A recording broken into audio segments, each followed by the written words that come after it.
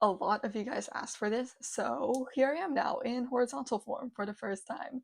So this will be my first little mini long form tutorial on how I created the lapid sleeves that a lot of you guys loved.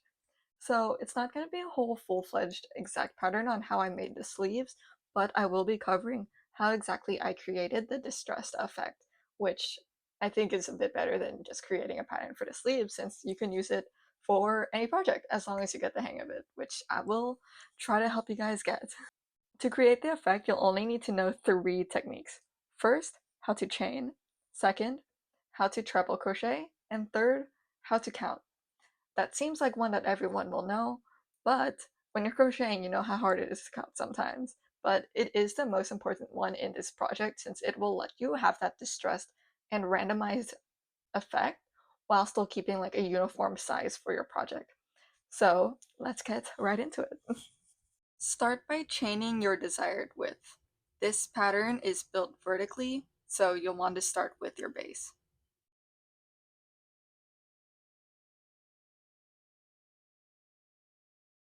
My desired width for this example is 20, but do as many as you want.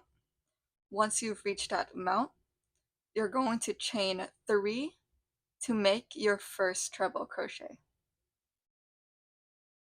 Now to start your first row, skip those first 3 that you just made, and the 4th one. Again, this will be your first treble crochet. In that 5th stitch, yarn over twice, and start making a treble crochet.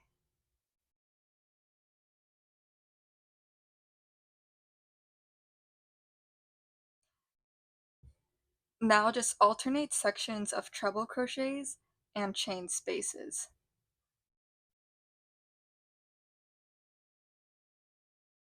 At the end of your row, you should still have the same width as your original chain. So I'll still be ending with a total of 20 chains and treble crochets.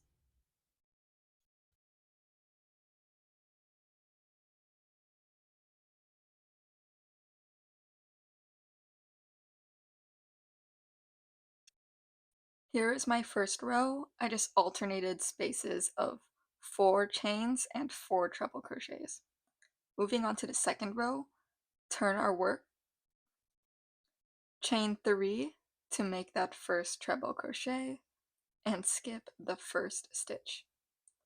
Now, instead of a normal treble crochet, we're going to be doing a front post treble crochet.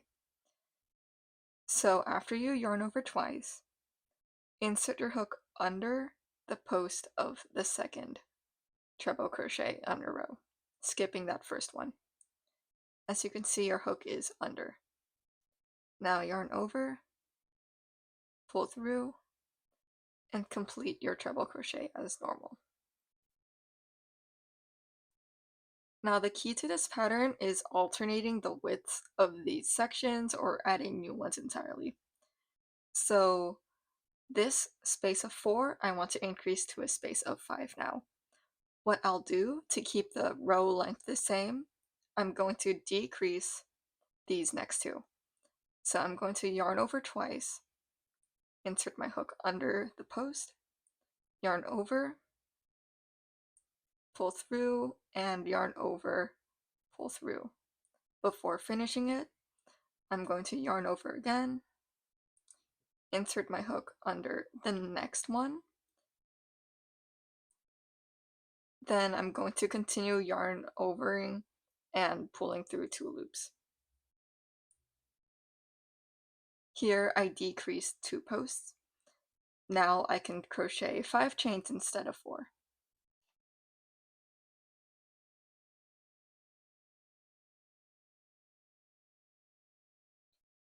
And then I can get back to doing my front post treble crochets.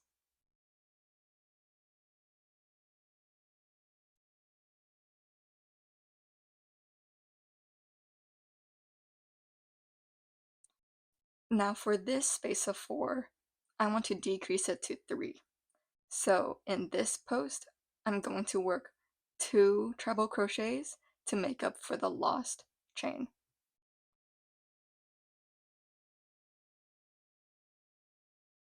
So here's my first treble.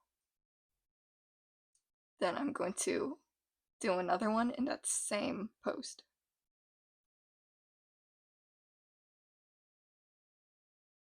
Now that I added that extra one in, I can go ahead and chain 3.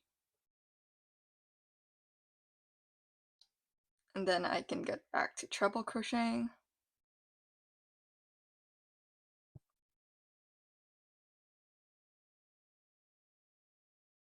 Once you reach your starting chain from the first row, just treble crochet into that space.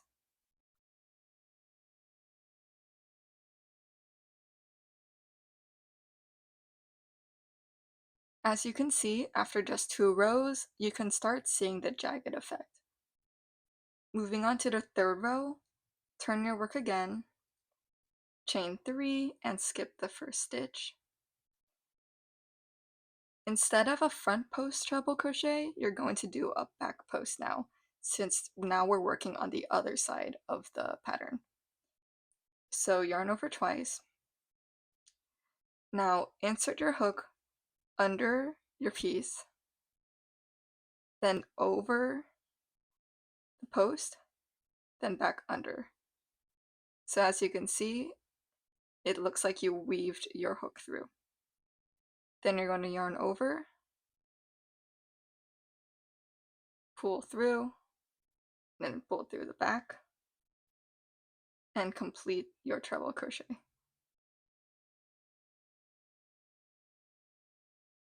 And continue randomizing the different widths of your sections. This time I'm going to make this chain 3 into a single chain, but instead of adding or decreasing the amount of treble crochets, I'm going to add in another chain later. So I'm going to chain 1. I'm going to do maybe a few more back post treble crochets.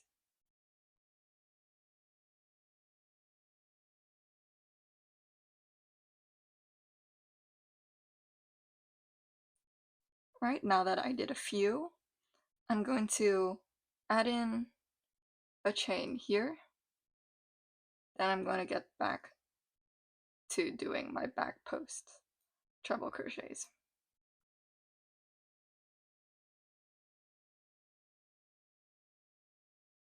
Now this chain 5, I want to make it back into chain 4, so I'll just increase into this post that comes after the chain.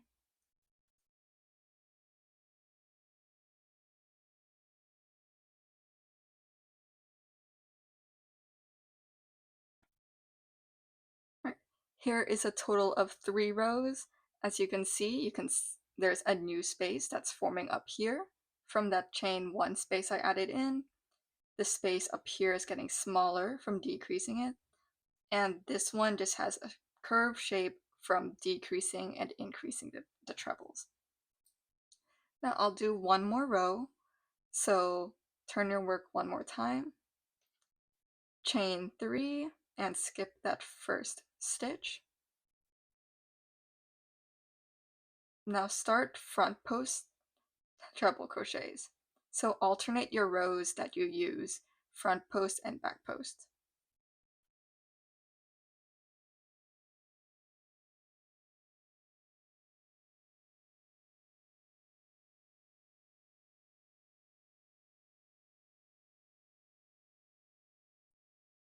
This chain 4, I want to decrease it to chain 2. Then instead of adding any trebles in anywhere, I'll add those 2 missing chains into this chain 1 space later. So 1, 2, front post treble crochets,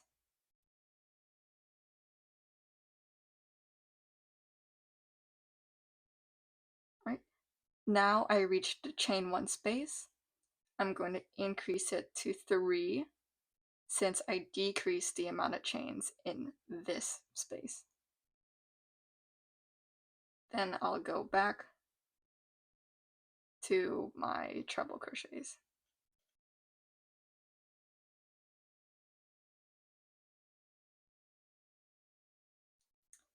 I reached a chain 1 from the start of the third row. Instead of doing anything, I'm just going to leave it as it is. So I'm just going to chain 1 again and just treble crochet until the end of the row.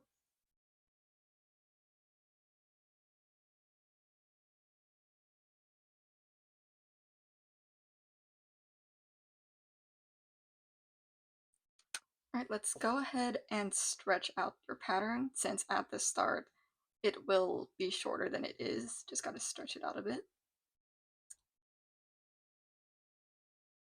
Here it is after 4 rows. You can see the new chain space is growing from adjusting its width. This one is now closing off, and this one is also now closing off. Alright, so that's the general overview of how I created the distressed effect, how exactly I decreased my sections for treble crochets, how I increased the chains, how I added new gaps in, etc., etc. So I think the main takeaways is just make sure you keep your row widths what you need it to be. So if you need to adjust the width of your project over time, like if you're creating a unique shape that has curves, just adjust your total row width. So for me, I can change it from 20 and just add in a few more treble crochets to a row, or add in a few more chains to the row to increase to 22, 25, whatever I need. And if you need to decrease it, just do the opposite. Decrease those chains as needed instead of keeping it the same as the previous row. So as long as you follow the general guidelines of knowing how to count, you should be pretty good. Another important thing to note, so looking at my little swatch that I made, you can see that the stitches just aren't that neat, and that isn't because we're adjusting the chain lengths and the treble lengths. It's because this type of stitch, like front post and back post, just doesn't lay the best right after you complete your project. So first thing you need to do is always just stretch it out a little bit. And secondly, you should block your project after. So that's something I didn't show in my little Lin Lapid series because I did it after I finished, since in my head I did complete it. But here's a little silly photo of me doing it. But it's important to block your projects after. So what I did is I had these foam boards from Daiso. I laid my project flat and I used pins to kind of hold them down in the place that I wanted them to be until the stitches laid in the way that I liked. And also you can adjust how like stretched out your project is this way. After I did that, I just kind of spritzed it with like a bunch of water so that when it dries up, it dries in the shape that you want it to be. So I think a few other methods that you can do it are just straight laying it flat like that for a few days and it might just hold its shape, or you can soak it completely in water and let it dry over a few days. I think I've done that method before and it did work pretty well for other projects, but I was in a rush for this one, so I just sprayed it with some water since it dries the fastest. So as long as you follow those key like guidelines that I set in this video, you'll be able to achieve the distressed effect. You can apply it to like any project you want. If you want to make a whole shirt out of it, then you'll just do a longer original chain, so you can have like that distressed effect going down. If you want your distressed effect going horizontal, then you would just make your chain as the height of the shirt that you want to make. So go ahead and apply this pattern to any project that you want to do. Please tag me if you do. I would love to see it. And I hope this was good enough for you guys. I'm super busy. I'm sorry. I'm like also burnt out, but it's okay. The school year is almost ending. So please like, subscribe, share, and maybe I'll do another one of these if I have enough time. So see you then.